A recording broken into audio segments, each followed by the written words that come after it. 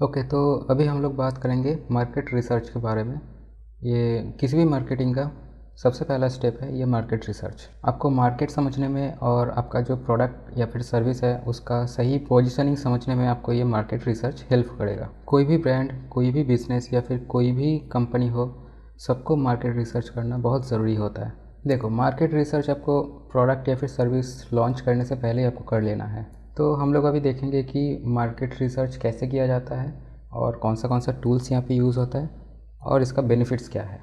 तो आपके मार्केट में क्या पोजीशन है, आपका प्रोडक्ट या फिर सर्विसेज जो है उसका क्या फीचर्स है, वो दूसरों से कैसे अलग है। क्या कोई ऐसा फीचर्स है आपका प्रोडक्ट या सर्विस में जो दूसरे नहीं दे रहे हो और आप वो प्रोवाइड कर रहे हो। तो ये सबके ऊपर डिपेंड करता है कि आपका प्राइस क्या होगा। ठीक है, आपका मार्केट में जो पोजीशन होगा उसी हिसाब से आपका प्रोडक्ट या सर्विस का प्राइस डिसाइड होगा। फिर आपको कस्टमर का रिक्वायरमेंट समझना होगा और वो रिक्वायरमेंट के हिसाब से आपको कस्टमर को प्रोडक्ट या फिर सर्विस डिलीवरी करना होगा।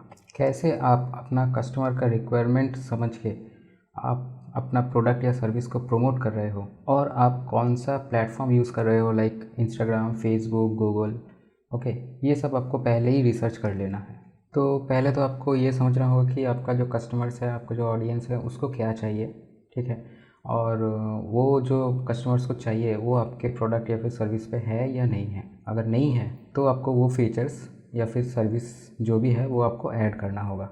आप जो कस्टमर को ऑफ़र कर रहे हो उसको मार्केट से मैप करने का तरीका ही है मार्केट रिसर्च। तो ये जो मार्केट रिसर्च है इसका ज़रूरत क्या होता है, ठीक है, ये किस काम में आता है, तो ये मैं अभी आपको बताऊंगा। तो आपको पोटेंशियल बायर समझना है और उसका रिक्वायरमेंट समझना है। आपका बायर का बजट कितना है, उनके प्रॉब्लम्स क्या है, ये सब आपको समझना है कि वो क्या चाहते हैं, उसका रिक्वायरमेंट क्या है।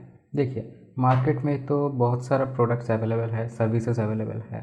ओके, लेकिन हमेशा एक अपॉर्चुनिटी रहता है कि आप उससे भी थोड़ा बेटर आपका सर्विस या फिर प्रोडक्ट्स बनाओ। जो एग्जिस्टिंग प्रोडक्ट है या फिर सर्विस है उससे भी अगर अच्छा सर्विस आप दे सकते हो या फिर अच्छा प्रोडक्ट बना सकते हो तो कस्टमर आपके पास आएगा।